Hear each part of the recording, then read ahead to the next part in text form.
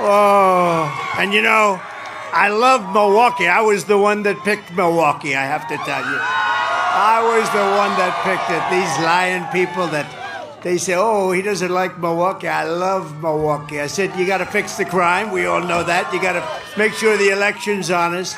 But I'm the one that picked Milwaukee, and the Democrats, or the radical left lunatics, as I call them, what they say is just so terrible. They lie. They have a horrible candidate. They have a candidate that has no clue, doesn't know where he is, and all they can do is lie.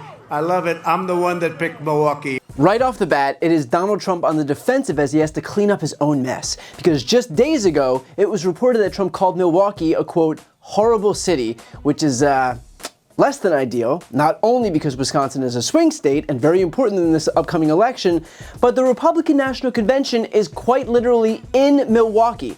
So it should come as no surprise that Trump's first order of business at this Kenosha rally was to try to claw back some shred of goodwill from the people of Wisconsin in the immediate aftermath of just shitting on them. But settle in, because this rally got so much worse, like here. Less than 4 years ago, our border was secure, inflation was nowhere to be seen, the world was at peace, and America was strong and respected. We were respected all over the world. None of this stuff would have been happening that's happened now with Russia and Ukraine and the attack on Israel. None of it would have been happening. We would have had and we wouldn't have had a thing called inflation. That would have been nice too. But it was a different place 4 years ago, I think. But now we're going to make it better and bigger and stronger than ever before. 4 years ago, the world was at peace.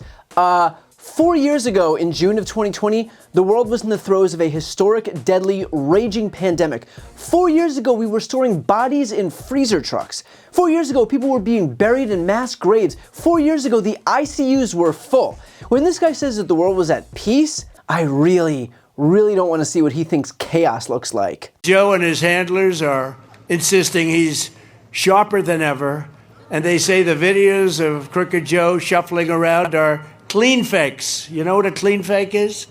They're deceptively edited. They say they're deceptively edited. All of the mistakes that he's made every day. He can't go anywhere without a mistake. Now, if I'm perfect, they say he made a mistake. Perfect. And I don't say clean fakes, although they do that. They do that. They're the fake news. Look how many you have out there. They're all over the place.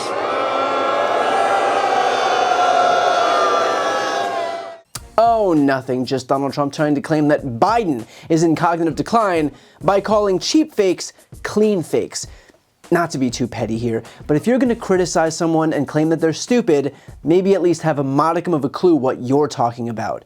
Also, while we're on the topic of cheap fakes, which are basically just deceptively edited videos intended to manipulate audiences into thinking that someone did something that they didn't do, look no further than this video from Murdoch-owned New York Post purporting to show Joe Biden wandering aimlessly at the G7. Only, small problem, when you widen the frame, you could see that he wasn't so much wandering aimlessly as he was acknowledging a parachutist who just landed a few feet away from him. But then I guess we shouldn't be surprised that a guy who's physically incapable of telling the truth is backed up by a media ecosystem just as willing to lie as he is.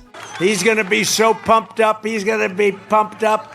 You know all that stuff that was missing about a month ago from the White House?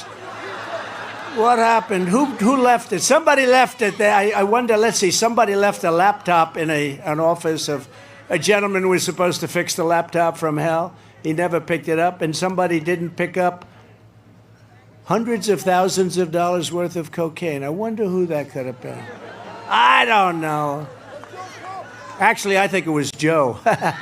And there's the fear creeping in that Trump's going to have a bad debate performance against Joe Biden, and so in an effort to preempt that bad performance, he's already seeding this idea that Biden's on drugs, and so that's why Trump's going to lose. I'd really love if someone could explain to me which one it is. Is Biden in the throes of cognitive decline, doesn't know his own name, can't remember what day of the week it is, or is Biden so energetic that the only plausible explanation is that he must be on drugs? Take all the time you need with that one.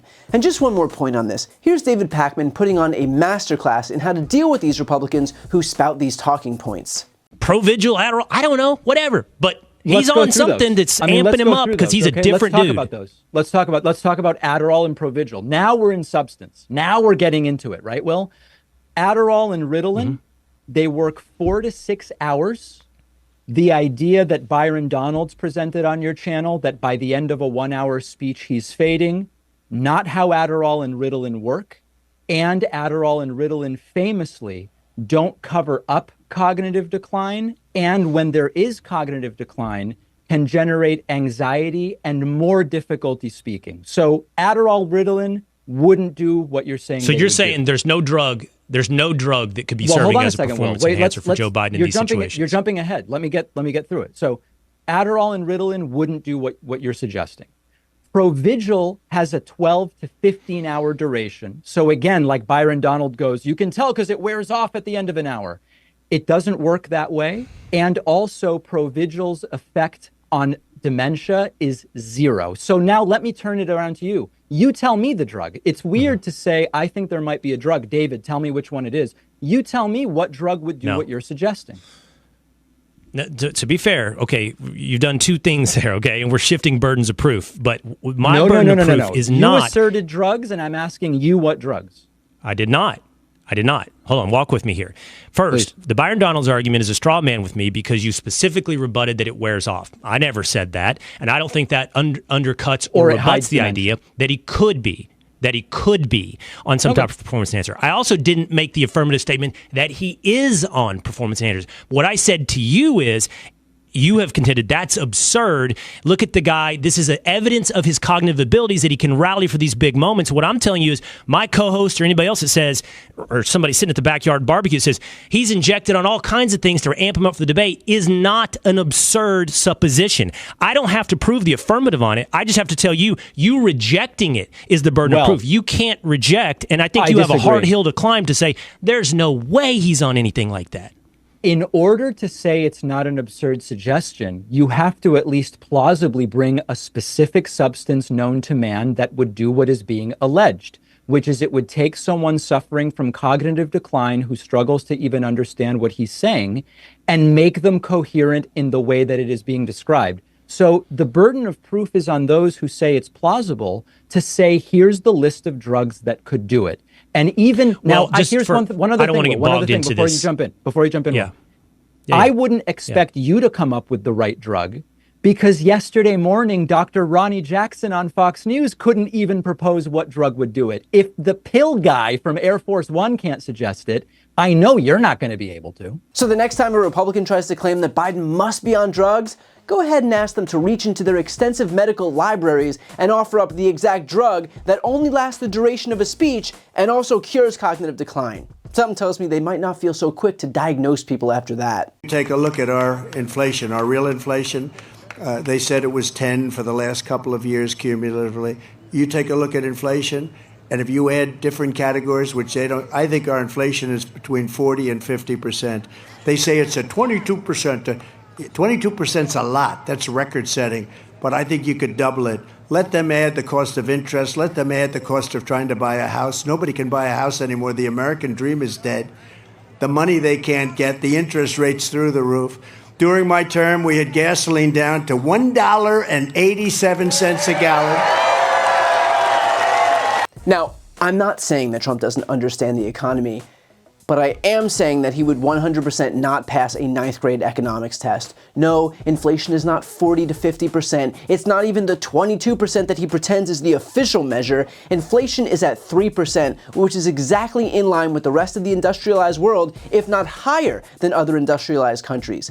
In fact, as far as our peers are concerned, the US leads all G7 economies in economic performance, turning in the best GDP growth of every country, as evidenced by this chart. So I get that Trump is desperate for an economic downturn that he can exploit for his political gain, just like he sank the border bill to derive some political benefit from it.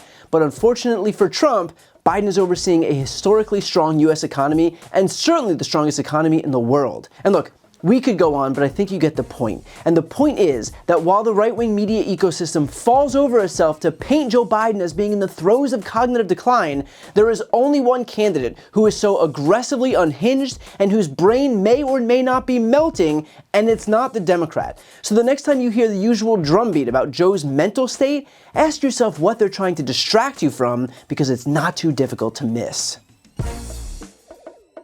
I've got a really exciting announcement. I've written a book. It's called Shameless. This book explores how Republicans have exploited their historical branding while attacking our democracy, how the media has proven itself a willful participant, and how Democrats can learn from this to rebalance the political scales and save our democracy. It has been a lifelong dream of mine to write my own book, and so I'd like to ask you to pre-order it by clicking the link right here on the screen. And if you buy within this pre-order period, your book is going to come with a signed nameplate. As you know, I've never had a single sponsor on my channel. I don't ask for money or anything like that. But if you're looking for a way to support me, this is hands down the best way to do it. So again, follow the link right here on the screen, and thank you from the bottom of my heart for pre-ordering Shameless. And as always, make sure to subscribe to see more of my content.